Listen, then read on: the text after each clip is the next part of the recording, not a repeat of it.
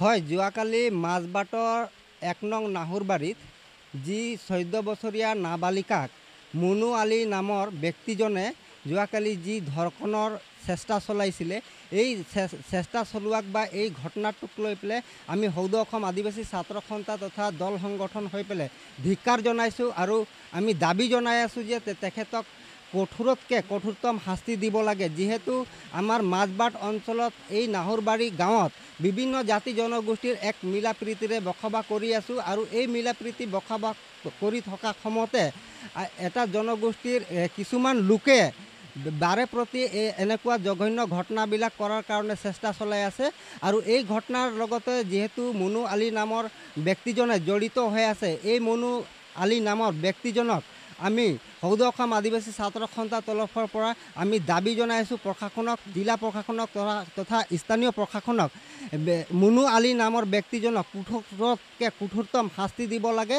যাতে তেওঁ কোনো আইনৰ সুৰংগা দি বাচি যাব নোৱাৰে। আৰু লগতে আমি এইটোও দাবী জনাই আছোঁ যে বিগত সময়ত যি ধৰণৰ ঘটনাবিলাকৰ কাৰণে বিজেপি চৰকাৰ তথা অসম চৰকাৰ লগতে জিলা প্ৰশাসনে যি কঠোৰ শাস্তি প্ৰদান কৰিছে, ঠিক তেনেদৰে এই মুনু আলী ব্যক্তিজনক ইনকাউণ্টাৰ কৰিব লাগে। যিহেতু এই ঘটনা যাতে পৰৱৰ্তী সময়তে আমাৰ এই অঞ্চলত বা অসমত যাতে এনেকুৱা ঘটনা ঘটিব নালাগে, তেখেতক যদিহে ইনকাউণ্টাৰ কৰে আমি গোটেই দল সংগঠনে বা ছাত্ৰ সংগঠনে সান্তনা লাভ কৰিম। এই ঘটনাটো হ'ল মানে মিস্ত্ৰীটো কাম কৰি আছে, কাম কৰি থাকোঁতে মইতো গাড়ী চলাওঁ, মই মাল টানি আছোঁ বালিকা স্কুলৰ ওচৰত।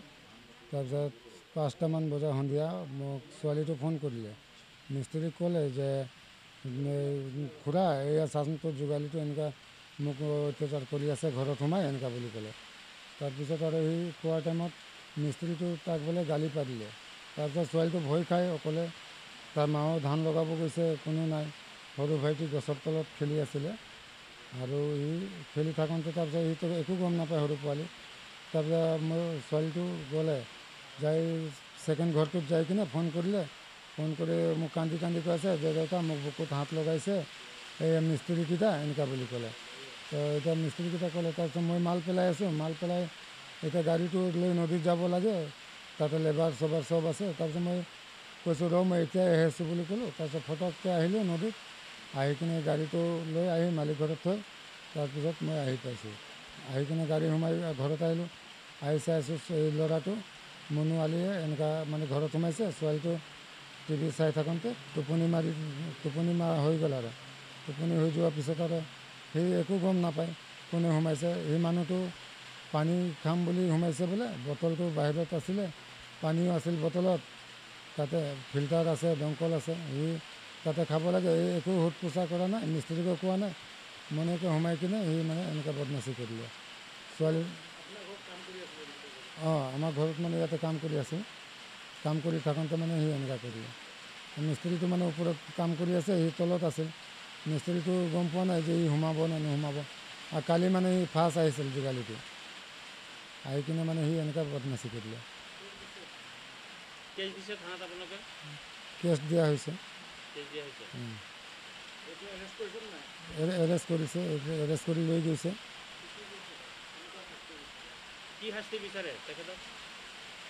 তাক কি আছে, তাক পাৰিলে এনকাউণ্টাৰ কৰি দিয়া বেছি ভাল আছে।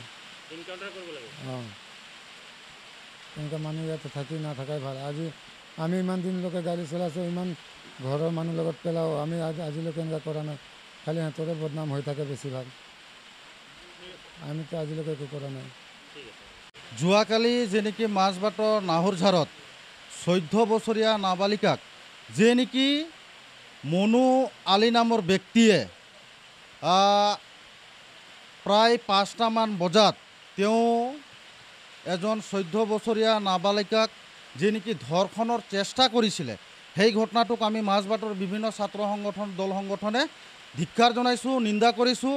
আজি চাওক, মাজবাটত তেনেকুৱা ধৰণৰ ঘটনা ঘটি আছে, দিনেক দিনে ঘটি আছে। অলপ দিনৰ আগতে 5 পাখণ্ডক যে নেকি 17 বছৰীয়া নাবালিকাক এই 5 পাখণ্ডই মাজবাট চাহ বাগিচাৰ বাগানৰ মাজত তেওঁলোকে ধৰ্ষণ কৰিছিলে। সেই 5 পাখণ্ডক এতিয়ালৈকে তেওঁলোকে শাস্তিৰ কাৰণে আমিও দাবী জনাইছোঁ, অলৰেডি তেওঁলোকক যাজীৱন কাৰাদণ্ড দিছে। এতিয়া চাওক, সেই ঘটনা এতিয়াও মাজবাটৰ ৰাইজৰ মনত আছে, পাহৰি যোৱা নাই। সেইটোৰ কাৰণে আমি যোৱাকালি হৈ যোৱা ঘটনাক আমি নিন্দা কৰিছোঁ, ধিক্কাৰ জনাইছোঁ।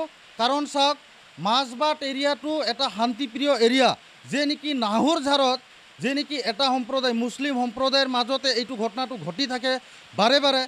যে নেকি কালপ্ৰিট, যোৱাকালি আমাৰ মাজবাট থানাই কালপ্ৰিটজনক এৰেষ্ট কৰিছে ইতিমধ্যে। আমি স্থানীয় প্ৰশাসনক আমি ধন্যবাদ জনাইছোঁ। কাৰণ সেইটোৰ কাৰণে ঘটনা হোৱাৰ লগে লগে সেই কালপ্ৰিট ব্যক্তিজনক আমাৰ স্থানীয় প্ৰশাসনে কৰায়ত্ব কৰিবৰ কাৰণে সক্ষম হৈছে। সেইটোৰ কাৰণে আমি স্থানীয় প্ৰশাসনক দাবী জনাইছোঁ আৰু ধন্যবাদ জনাইছোঁ।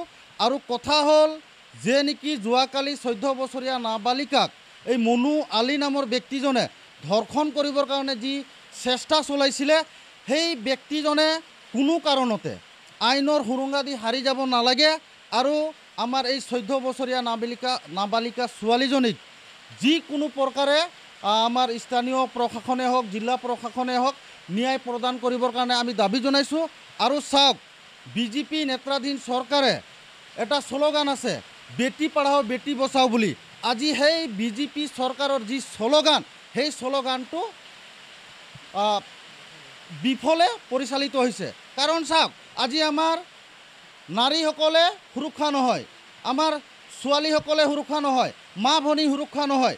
আপোনালোকে দেখাই পাইছে, গমো পাইছে, দিনে দিনে এই ধৰ্ষণৰ অত্যাচাৰ বাঢ়ি গৈছে। ধৰ্ষণৰ অপচেষ্টা কৰিবৰ কাৰণে যিসকল ব্যক্তিসকলে কৰিব বিচাৰিছে, দিনে দিনে বৃদ্ধি পাইছে। এতিয়া বিজেপি চৰকাৰৰ যিটো শ্লোগান বেটি পঢ়াও বেটি বচাও বুলি, সেই শ্লোগানটো বিজেপি চৰকাৰে প্ৰেক্টিকেলি কৰিবৰ কাৰণে হাতত ব্যৱস্থা ল'ব লাগে। এইটো আমি দাবী জনাইছোঁ বিজেপি চৰকাৰক।